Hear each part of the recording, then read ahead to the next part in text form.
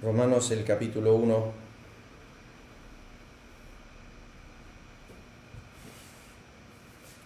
Vamos a comenzar leyendo en el versículo 1 y vamos a leer hasta el versículo 17. Dice así: Pablo, siervo de Jesucristo, llamado a ser apóstol, apartado para el evangelio de Dios, que él había prometido antes por sus profetas en las santas escrituras, acerca de su Hijo nuestro Señor Jesucristo, que era del linaje de David según la carne, que fue declarado Hijo de Dios con poder, según el Espíritu de santidad, por la resurrección de entre los muertos, por quien recibimos la gracia y el apostolado para la obediencia a la fe en todas las naciones, por amor de su nombre, entre las cuales estáis también vosotros, llamados a ser de Jesucristo, a todos los que estáis en Roma, amados de Dios, llamados a ser santos. Gracia y paz a vosotros, de Dios nuestro Padre y del Señor Jesucristo. Primeramente doy gracias, esto es lo que vimos la semana pasada, doy gracias a mi Dios, mediante Jesucristo, con respecto a todos vosotros, de que vuestra fe se divulga por todo el mundo. Porque testigo me es Dios, a quien sirvo en mi espíritu, en el evangelio de su Hijo, de que sin cesar hago mención de vosotros siempre en mis oraciones, rogando que de alguna manera tenga al fin, por la voluntad de Dios, un próspero viaje para ir a vosotros, porque deseo veros para comunicaros algún don espiritual, a fin de que seáis confirmados, esto es, para ser mutuamente confortados por la fe que nos es común a vosotros y a mí. Pero no quiero, hermanos, que ignoréis que muchas veces me he propuesto ir a vosotros, pero hasta ahora he sido estorbado, para tener también entre vosotros algún fruto, como entre los demás gentiles. A griegos y a no griegos, a sabios y a no sabios soy deudor. Así que en cuanto a mí, pronto estoy a anunciaros el evangelio también a vosotros que estáis en Roma. Porque no me avergüenzo del evangelio, porque es el poder de Dios para salvación a todo aquel que cree, al judío primeramente y también al griego. Porque en el evangelio la justicia de Dios se revela por fe y para fe, como está escrito: mas el justo por la fe vivirá. Y vamos a buscar al Señor en oración antes de comenzar con nuestro estudio esta mañana. Nuestro Dios, gracias te damos por esta mañana que nos concedes, gloriosa mañana de resurrección. Gracias por poder venir ante tu perfecta ley, la que nos dice tu palabra, convierte el alma. Gracias te damos porque no son programas que lo hacen, ni son los hombres que lo hacen. No son nuestras insistencias ni nuestro tratar. Tu palabra es clara, tu perfecta ley convierte el alma. Da sabiduría al sencillo, ilumina el entendimiento de los simples. Da luz a nuestras tinieblas, da vida a nuestra muerte. Gracias te damos, oh Dios, por tu eterna y perfecta ley. Y venimos a ella. No necesitamos pedir poder, pues el poder de tu palabra está presente. Ella es viva y eficaz y más cortante que toda espada de filos, y que penetra y convierte, que discierne los pensamientos y las intenciones del corazón. Por eso pedimos esta mañana que tu palabra sea viva y eficaz en nuestros corazones. Guíanos en nuestros pensamientos esta mañana. Bendice a tu pueblo, los que están en Estados Unidos, en Ezeiza, los que están en 9 de julio, en Bragado, y en otros lugares donde estarán escuchando tu palabra y escuchando en este momento el mensaje, que tú puedas bendecir sus oídos, inclinar sus corazones, abrir sus ojos, que podamos oír para el beneficio, la edificación, el consuelo, para poder crecer en el conocimiento de Cristo esta mañana. Pedimos, Padre, tu bendición, en el nombre de Cristo. Amén. Bueno, estábamos hablando la semana pasada, a modo de introducción, en los primeros 3 versículos, desde el versículo 8 al 10, donde estamos mirando la oración de Pablo, que es muy costumbre en él que de repente de él introducir un tema de teología bíblica, por así decir, se va directamente también a orar. Esto pasa con los Efesios después de los primeros 14 versículos. Después de derramar una teología que para la mayoría de nosotros no podemos entender y comprender cómo Dios obró nuestra elección desde antes de la fundación del mundo y todo su hacer, en ese mensaje que Pablo da, enseguida dice: por esta causa doblo mis rodillas y por esta causa oro, para que Dios ahora ilumine vuestros corazones. Pablo acompañaba la enseñanza siempre con oración. Pero no era meramente orar en general, era una oración específica como lo vemos aquí. Y no era orar por los que meramente conocían. Pablo todavía no había ido a Roma.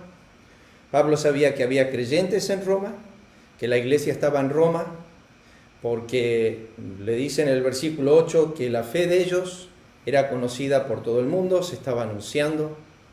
Ellos no meramente habían creído, no hablamos de una fe de principio, sino una fe como principio de vida, como una doctrina, como una continuidad, como una perseverancia. Esto es lo que Pablo está diciendo aquí, que los hermanos estaban perseverando en la fe continuamente.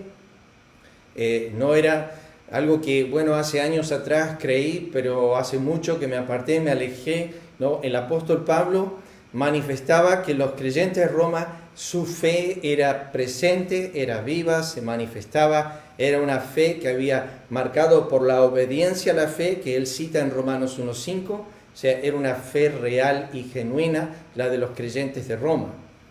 Ahora, él va a llegar a Roma, casi al final de su ministerio, y va a llegar pidiendo oración para que ellos también oren, para que Dios les conceda llegar. Y llega en las formas más adversas y afligidas a Roma. Él, al principio de pedir esta oración, que lo acompañe en oración, él no estaba pensando que la oración iba a ser respondida como fue respondida. Dios respondió a la oración, pero a través de mucha aflicción, a través de mucha adversidad. Y Pablo llega a Roma encadenado, como preso, como un prisionero de Roma, para presentarse delante de César. Pero sin embargo, Dios había respondido a su oración para los creyentes, no al tiempo de Pablo, sino al tiempo de Dios. Y miramos en el versículo 8, y simplemente quiero hacer hincapié sobre esto, que Pablo habló acerca de dar gracias, que es eucaristeo, que significa, es una palabra que tiene 2 sentidos, o sea, combinada la palabra, que un lado significa hablar bien o bien, y lo bueno, y caris viene de la palabra gracia, o sea que cuando nosotros damos gracia, estamos dando gracias a Dios por su gracia, o sea, su favor inmerecido. Todo lo que recibimos es un favor inmerecido de parte de Dios para con nosotros. Y Pablo da gracias a través de Jesucristo, porque todo lo que Dios nos da a nosotros es por medio de Él. Él es, por así decir, el agente, el canal, el cual Dios utiliza para que nosotros podamos recibir toda plenitud. Eso lo dice Juan 1, versículo 16. De su plenitud recibimos todos. Entonces, en lo que aprendemos de Pablo es que él siempre daba gracias a Dios. Y no vamos a volver a todas esas referencias.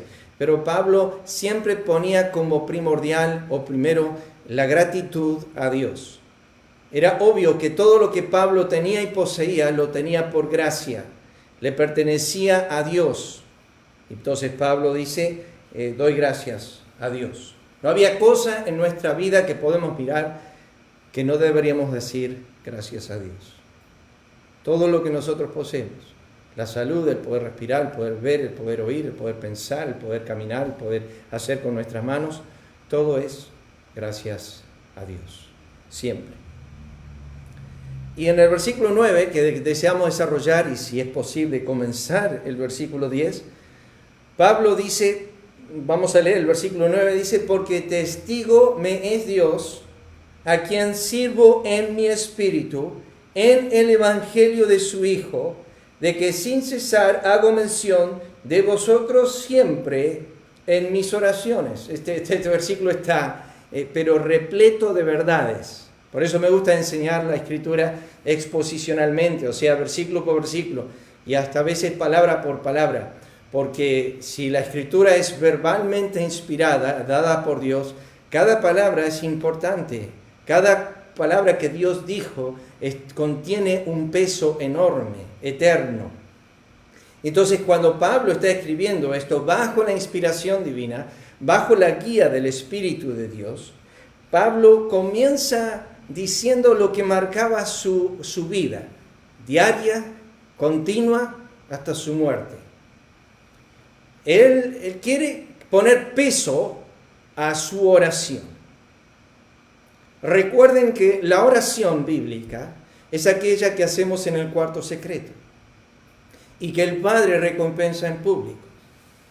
Recuerden que es un tema de no sepa tu mano derecha lo que hace tu izquierda o tu izquierda lo que hace tu derecha. Y esto en relación a tres aspectos que vimos o pensamos en Mateo 6 cuando el Señor habló de la limosna, del ayuno y de cuánto oras. Nadie nunca debe saber cuánto oras, cuánto das y cuánto tiempo pasas delante del Señor en ayuno. Eran todos temas que no eran para divulgarse, sino para mantener en secreto. Y lo que tú haces en secreto, dijo Cristo, vuestro Padre lo va a recompensar en público. O sea, entendemos y creemos esa verdad. Ahora, lo que Pablo presenta aquí es un tema que es muy común en sus epístolas. Yo anoté, hay algunos versículos donde Pablo trae a Dios como testigo. Trae a Dios como testigo. ¿Qué significa? Bueno, me voy a adelantar un segundo a la siguiente nota, porque quiero leer algo. La siguiente nota vamos a retroceder de vuelta, pero dice así, ¿qué es un testigo? Es una persona que está presente en un acto o una acción. Un testigo es una persona que está presente en un acto o una acción. Es una persona que ha presenciado un hecho determinado o sabe alguna cosa y declara en un juicio. A veces no ha querido estar ahí, pero por razones de que el accidente sucedió en ese lugar y él estaba pasando, lo llaman a él como testigo del hecho. O sea, es una persona cuyos ojos han contemplado la acción o el acto. ¿Entendemos eso? Entonces, cuando Pablo utiliza esta frase, él está diciendo, y voy a retroceder a la primera pantalla que tenemos ahí, esa donde están las referencias del apóstol Pablo. Lo que Pablo está diciendo es, yo quiero, y esto es la marca de mi vida, es la marca de mi vida, yo quiero traer como testigo a Dios. Yo quiero traer, fíjense lo que dice el versículo 9, porque testigo me es Dios. Testigo me es Dios. Vamos a Romanos, el capítulo 9, un momento. Romanos, el capítulo 9. Antes de desarrollar este tema, quiero que miremos las referencias. Pablo dice, testigo me es Dios. O sea que la persona que ve todas las cosas, todas mis acciones, todas mis intenciones, nosotros decimos eso ligeramente. Pero podemos aseverar que si Dios fuese nuestro testigo, ¿podríamos hablar lo que estamos hablando? ¿Decir lo que estamos diciendo? Pablo quiere enfatizar un peso profundo a lo que él va a decir a los romanos en cuanto a su entrega para con ellos sin conocerlos. Y para que ellos sientan el peso de sus palabras y sientan el amor de su corazón y la profunda entrega que él tiene por creyentes que no conoce, con quienes nunca ha tenido una relación. Estos no eran sus Timoteos, estos no eran algún Filemón, estos no son creyentes que él conoce, con quienes Él engendró en Cristo, como los corintios. Estos son creyentes que Él no conoce, pero quieren marcarle el peso que no es una carta a la distancia, ni son palabras ligeras las que Él va a decir. Lo que Él quiere comunicarles a ellos, que su corazón tiene el peso bíblico, el amor profundo de Cristo para con sus almas, en cuidado pastoral. Él tiene una atención pastoral, aun cuando todavía no los conoce, no ha llegado a ellos. A los Corintios, en su segunda carta, Él dice esta frase: se agolpa sobre mí la preocupación por todas las iglesias. Se agolpa sobre mí la preocupación por todas las iglesias. Orando, dice a los Efesios, por todos los santos. O sea que Pablo era un hombre que hacía memoria continuamente de todas las iglesias. No sé cómo hacía en su agenda de oración para recordar todos, pero Pablo lo hacía. Dedicaba horas y horas a este tema de la oración. En Romanos 9, acá tenemos el testimonio de su tristeza y trae a Dios como testigo.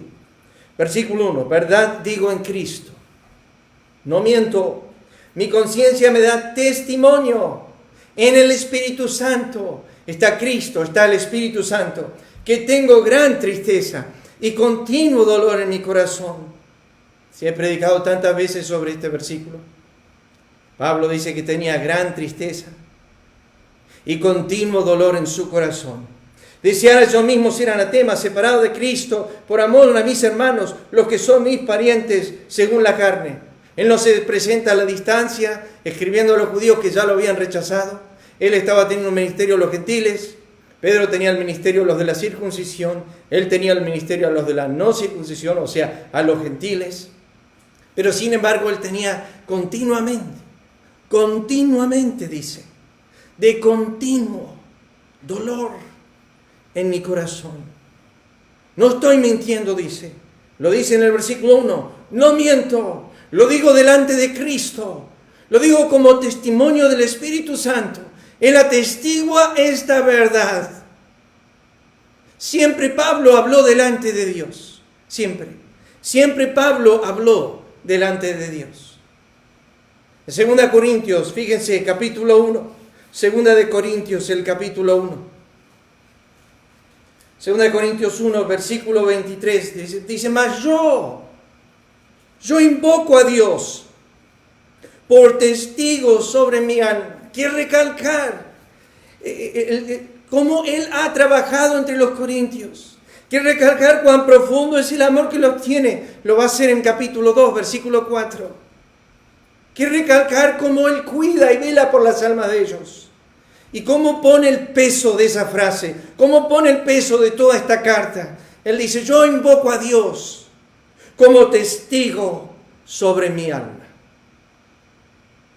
Pablo traía siempre el testigo ocular que contemplaba toda acción, que contempla toda intención, que contempla toda palabra verdadera y vana, que las expresiones de las palabras se unan al corazón, que lo que estoy diciendo con mis labios sea verdad en el interior. Aquel hombre de Proverbios que dice, cuando hablar amigablemente no le creas, porque 7 abominaciones hay en su corazón. Pablo está diciendo en esta ocasión, yo invoco a Dios como testigo sobre mi alma. 2 Corintios 11, fíjense, 2 Corintios 11, versículo 30 al 32. Si es necesario gloriarse, me gloriaré en lo que es de mi debilidad. El Dios y Padre de nuestro Señor Jesucristo, quien es bendito por los siglos, sabe que no miento. ¿Quién trajo como testigo a esto que está diciendo? Dios y Padre de nuestro Señor Jesucristo sabe que no miento. Nosotros usamos eso ligeramente. Nosotros somos ligeros en usar esta conversación. No el apóstol Pablo. Él dice, el Dios y Padre sabe que no miento. Sabe que no miento. Seguimos. Fíjense, Filipenses capítulo 1, versículo 8. Filipenses 1, versículo 8. Dice, porque Dios me es testigo de cómo os amo a todos vosotros con el entrañable amor de Jesucristo. Quería confirmar a los filipenses que el amor que Él tenía para con ellos era tan verdadero como el de Cristo. Os amo con el amor entrañable de Cristo. ¿Y cómo puedo atestiguar a esto? Dios, dice. Dios es testigo de esto. ¿Ustedes entienden eso esta mañana, queridos hermanos? Ser amados por un hombre que si Cristo estuviese presente a los filipenses, no sentirían diferente el amor. No lo sentirían diferente. No presenciarían una diferencia entre el amor de Pablo y el amor de Cristo. Él dijo, os amo con el mismo amor. Os amo con el mismo amor. Y traigo a Dios como testigo de esta verdad. Que yo os amo con el mismo amor, con el entrañable amor de Cristo. O sea que si Pablo estaría en nuestra iglesia, percibiríamos un amor a la igualdad de Cristo. Nosotros diríamos, qué lindo sería llegar al cielo y de conocer el amor de Cristo. Bueno, hay hombres que Dios ha utilizado en la historia de la iglesia que han expresado el mismo amor. Pablo dice, os amo con el mismo amor. Primera de Tesalonicenses, el capítulo 2. Primera de Tesalonicenses, el capítulo 2. Versículo 5. Esto hablando Pablo en cuanto a su conducta. Dice, porque no usamos de palabras lisonjeras, como sabéis, ni encubrimos avaricia. ¿Y a quién trae como testigo de lo que está diciendo ahora? Yo no he andado con astucia, no he andado con lisonjas, no he andado con avaricia. Dice, yo traigo a Dios como testigo de esto. Lo que estoy diciendo, lo estoy diciendo delante de Dios, pero lo estoy diciendo porque Dios es el testigo de esta verdad. Versículo 10. Vosotros sois testigos. Pablo vivía en una forma muy transparente. Nunca olvidemos eso. Pablo no era un hombre que andaba en ocultas, lo dice en 2 Corintios 4, no andamos en lo oculto y vergonzoso, no andamos con astucia. Pero acá en el versículo 10 dice, vosotros sois testigos y Dios también. Y Dios también. De cuán santa, justa y irreprensiblemente nos comportamos con vosotros los creyentes. Yo solo pregunto esta mañana. Si tú dices que oras toda la semana por alguien, o oras por las iglesias, ¿puedes llamar a Dios como testigo de lo que estás diciendo? Es decir, esto es así, es verdad. Ahí les mostré las referencias de Pablo, que esto era muy común en él, resaltar esta verdad.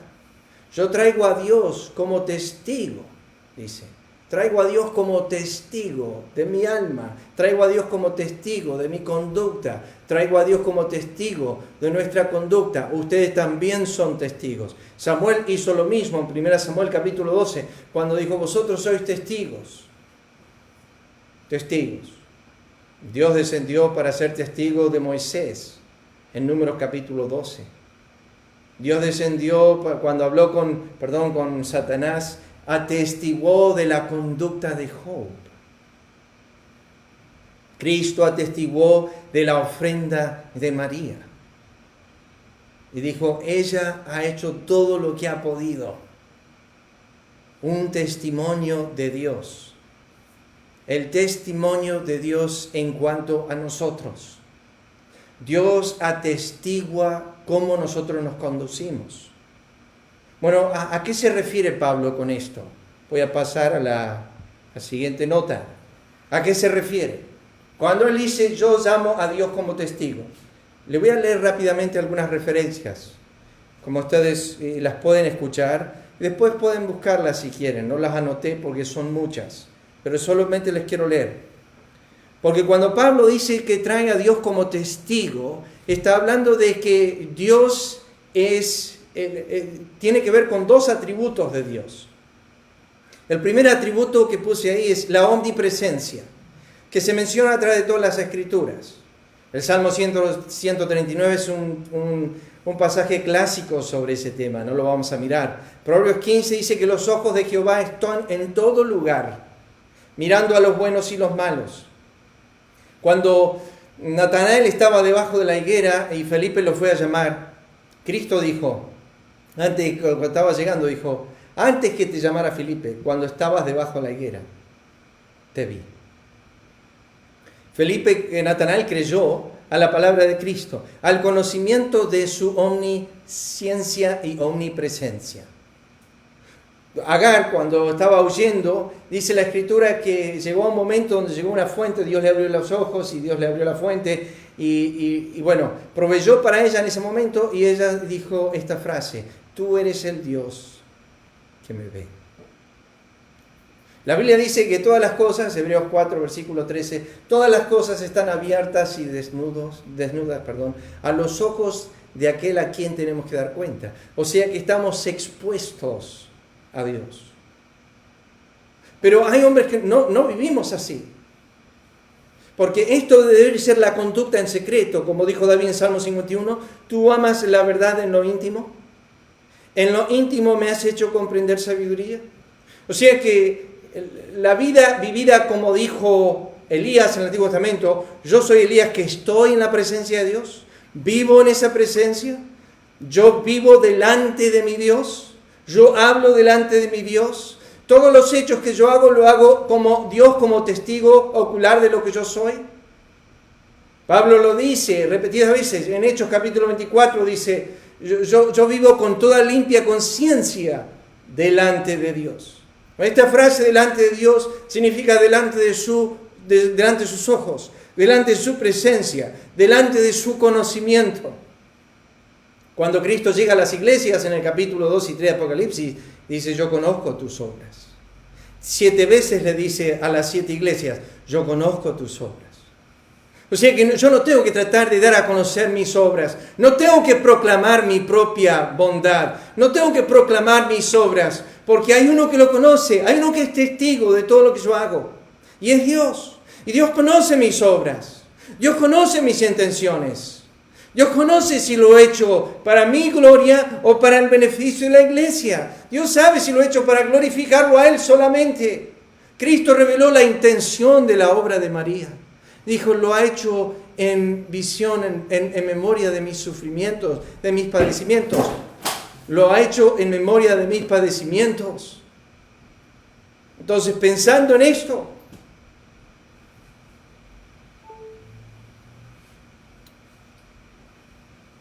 dice así la Escritura, se los voy a leer. Ambos eran justos, Lucas 1, 6, delante de Dios.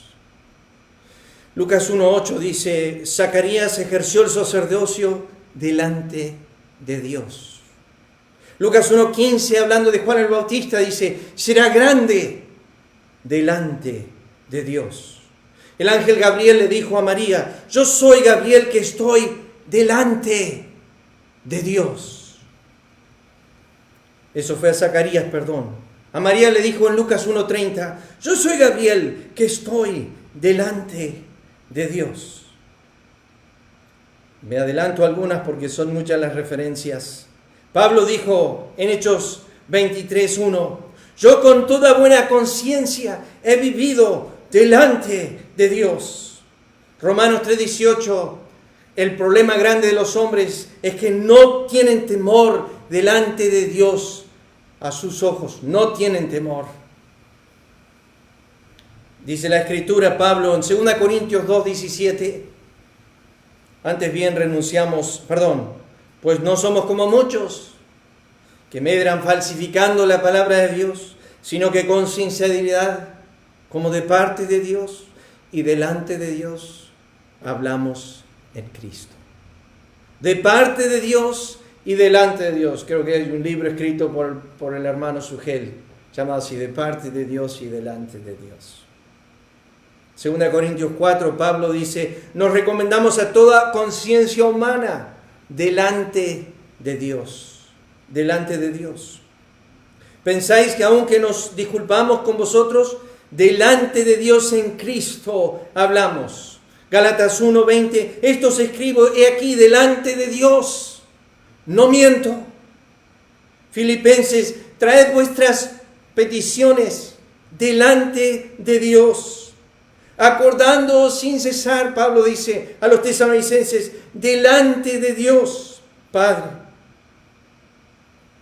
Pablo dice a los tesalonicenses, ¿qué acción de gracias podemos dar a Dios por vosotros? Todo el gozo que nos gozamos a causa de vosotros, delante de Dios.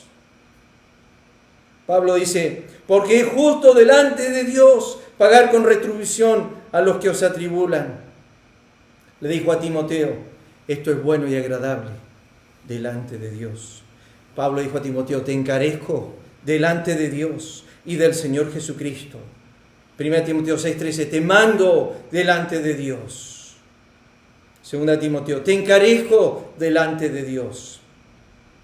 Bueno, Santiago dice, la religión pura y sin mácula, delante de Dios es esta. ¿Por qué leí esas referencias? Cuando se acuerdan, la mujer. Esta es una referencia preciosa a la mujer. Pedro describe esta y dice que la vestimenta debe ser el ornato interno, el del corazón, en el incorruptible ornato de un espíritu afable y apacible, que es de grande estima delante de Dios. Cristo le dijo a la iglesia de Sardis, no he hallado tus obras perfectas delante de Dios. Delante de Dios. Bueno, las referencias en Apocalipsis continúan. Delante de Dios. Entonces, cuando nosotros leemos testigo me es Dios, estamos pensando en su omnisciencia y su omnipresencia todo el tiempo. Todo el tiempo. Vuelvan ahí a Romanos, el capítulo 1, seguimos desarrollando el versículo 9. La siguiente frase que utiliza Pablo, Romanos, el capítulo 1, versículo 9, Pablo dice, Dios me es testigo. Entonces vivía delante de Dios continuamente. Y si yo vivo delante de Dios, lo que sigue debe ser real. Escúchenlo bien. Pablo dice, ¿a quién sirvo? Esta palabra es diferente a la que utilizó en el capítulo 1, versículo 1. Cuando dice Pablo siervo, la palabra doulos ahí en el 1:1. Pero no utiliza esa palabra aquí. Es una palabra en el versículo 9, porque testigo me es Dios a quien sirvo, que se utilizaba para los ministros del santuario. La palabra es liturgia y tiene que ver con aquellos que ministran en las cosas santas. O sea, tiene que ver con los que sirven en la adoración del templo. Ahora escuchen bien, aquí está el desarrollo del texto. Esto es lo que Pablo está diciendo. Pablo está diciendo esto. Porque testigo me es Dios, a quien sirvo, ¿dónde dice? ¿En qué lugar? En mi espíritu. Ahora escuchen bien. Pablo está diciendo esto. Pablo está diciendo, yo Pablo, vivo en el santuario de Dios.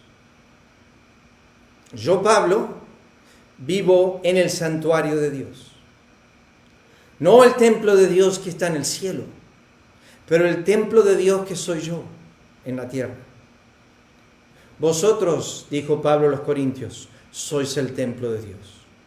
Toda, por así decir, toda verdad que Pablo escribió era viviente en su corazón. Vosotros sois el templo del Dios viviente. Entonces Pablo está diciendo esto. Pablo está diciendo, yo, Pablo, sirvo a Dios en mi espíritu. Ahora, recuerden esto. Quiero leer, ahí tienen algunas traducciones, referencias de esta palabra, que es la palabra liturgia en el Nuevo Testamento. La primera que se encuentra, la primera que se menciona es en Mateo 4, versículo 10. Y esa referencia, Mateo 4, versículo 10, es esto.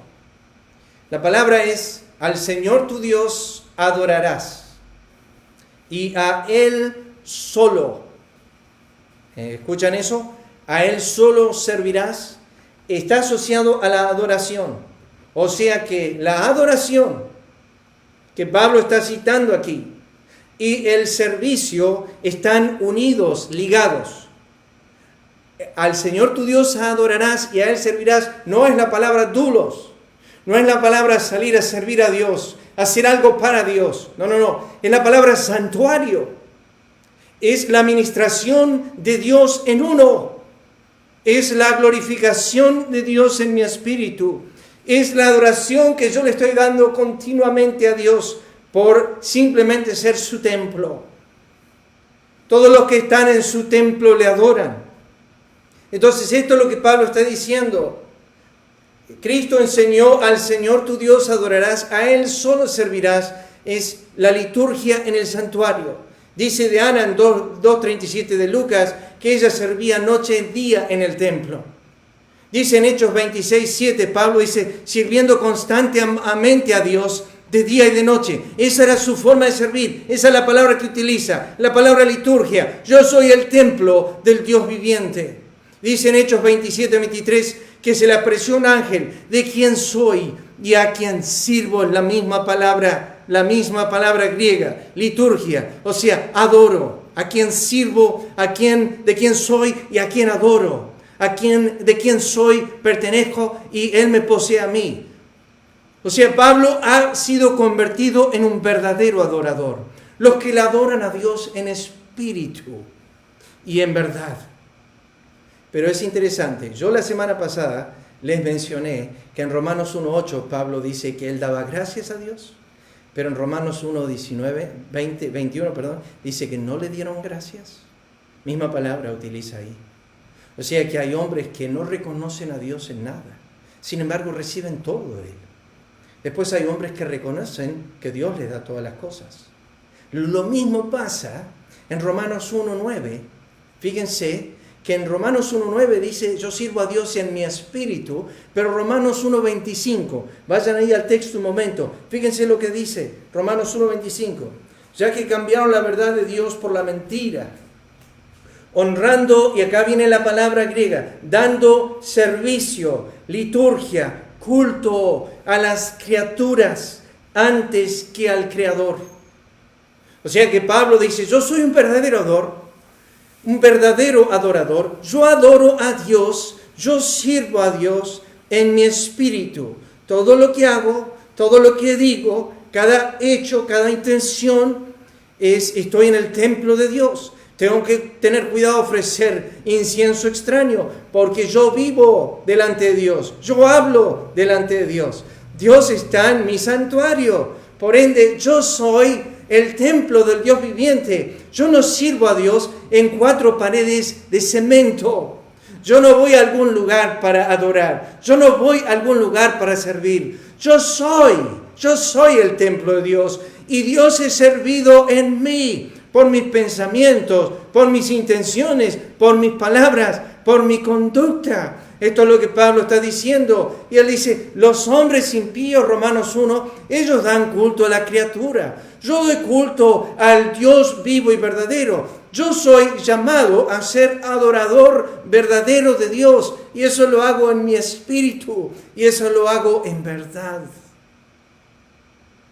Filipenses 3:3, tremendo texto de resumen de lo que es un creyente. Bueno, lamentablemente no vamos a poder avanzar más en este texto esta mañana. Y tengo que mirar un segundo hasta cuánto he hablado. Bueno, me quedan 10 minutos. 10 minutos, eso creo.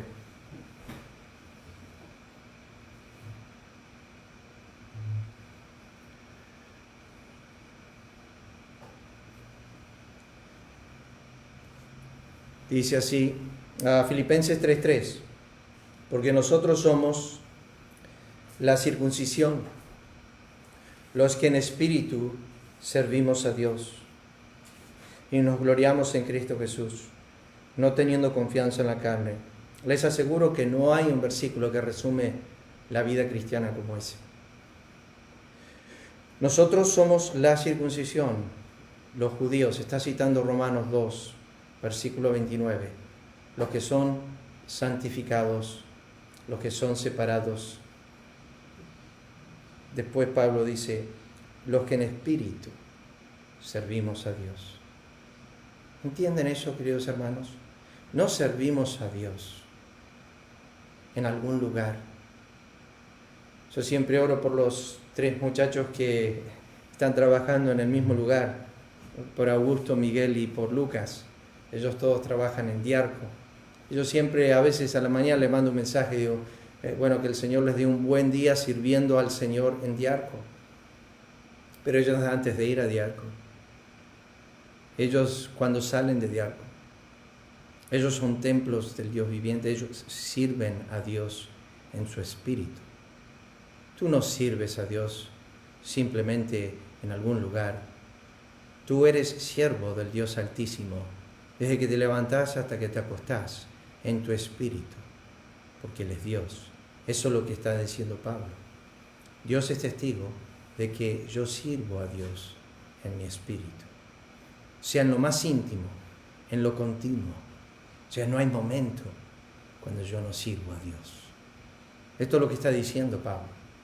Él dice a Timoteo, sirvo con limpia conciencia. 9:14 de Hebreos dice que Dios nos limpió con la sangre preciosa de Cristo, para servir al Dios vivo. Hebreos 12:28 dice que sirvamos al Señor con temor. Y después Apocalipsis 7:15 y 22:3 dice que vamos a estar sirviendo en el cielo a Dios continuamente. La misma palabra griega, liturgia. O sea que Pablo le está diciendo a los hermanos de Roma, en pocas palabras, que Dios era testigo de que cuando él estaba, ¿y cómo estaba sirviendo en Romanos 1:9? En oración. En oración. ¿Cuánto tiempo oras por otros? ¿Puede el Señor hacerte la pregunta esta mañana? ¿No has podido velar conmigo una hora? Pablo está diciendo, Dios es testigo de que yo sirvo, versículo 9, a quien sirvo en mi espíritu. ¿Me dejan cerrar esta mañana con esta frase para no ocupar más tiempo en esto?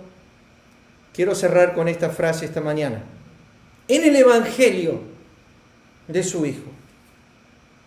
Seguimos la semana que viene la siguiente frase. Pablo dice, a quien sirvo en mi espíritu. Dios es testigo, a quien sirvo en espíritu. Y acá dice, en el Evangelio. Yo he enseñado esto muchas veces. Hechos, capítulo 17, dice que nosotros en él vivimos y somos y nos movemos. Tomás Watson dijo, el ambiente de las aves es el aire, el ambiente de los peces es el mar, el ambiente de los animales es la tierra, el ambiente del hombre es Dios.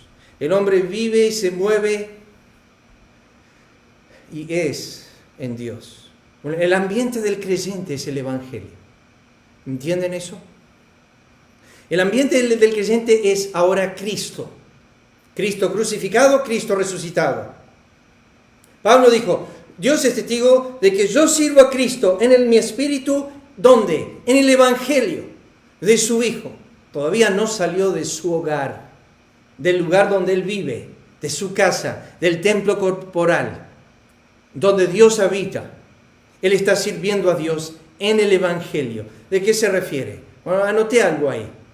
¿Dónde servía a Dios? En su espíritu, en adoración como Dios busca. Adoración en espíritu y en verdad. El ambiente de ese servicio era el Evangelio de su Hijo. Para Pablo todo se movía alrededor del Hijo. El Evangelio es Cristo.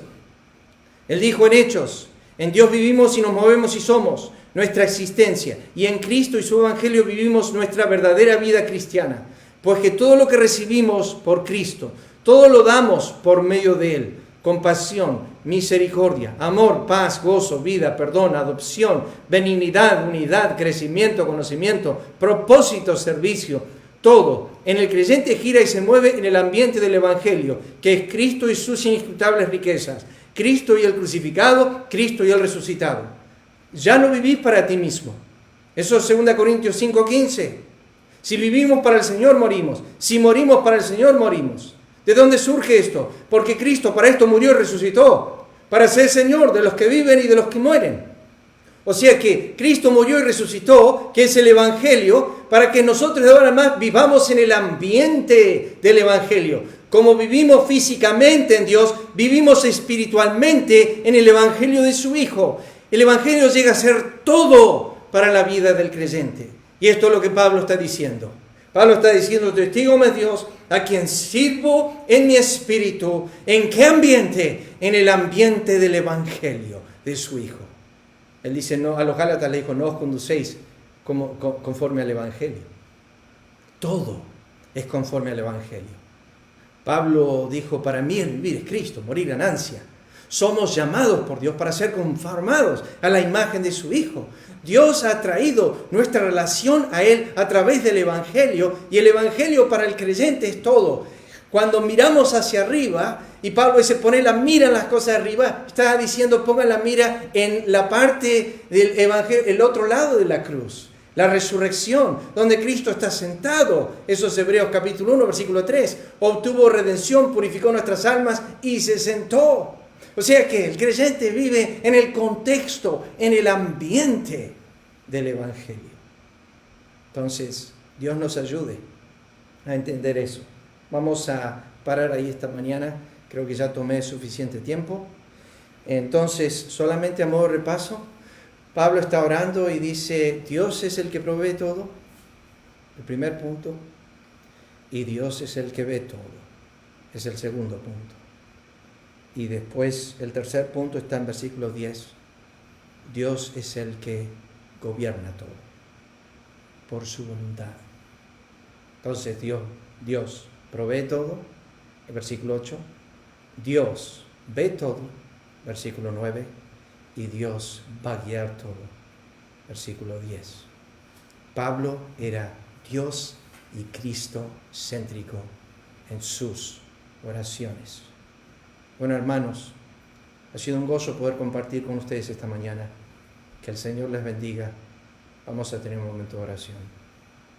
Padre, gracias por poder estar delante de tu presencia, por poder compartir tu palabra esta mañana. Bendícela en nuestros corazones. Pedimos en el nombre de Cristo. Amén.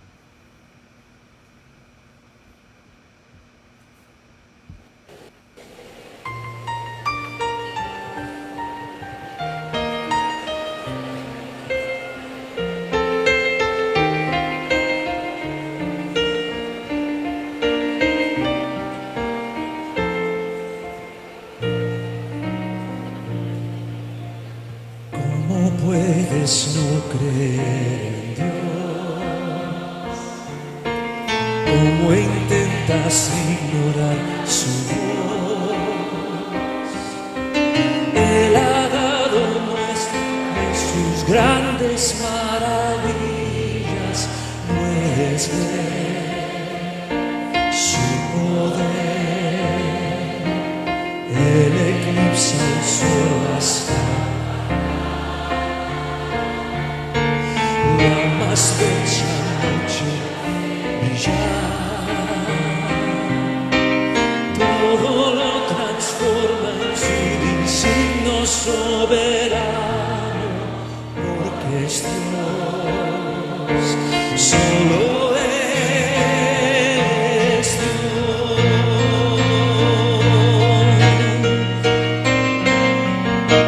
Creo en Dios, su voz levanta el viento y marea tempestad, y por su mano alzada pronto acabará.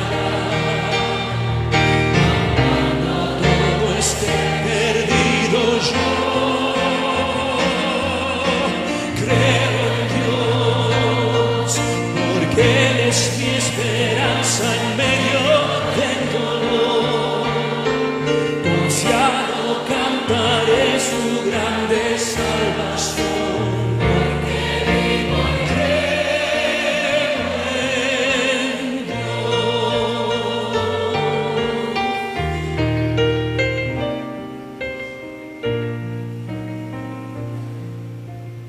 Dios el mundo envuelve con su amor, su justicia y tierna compasión, mas su gracia alcanza todo aquel que arrepentido clama a Él, solo a Él.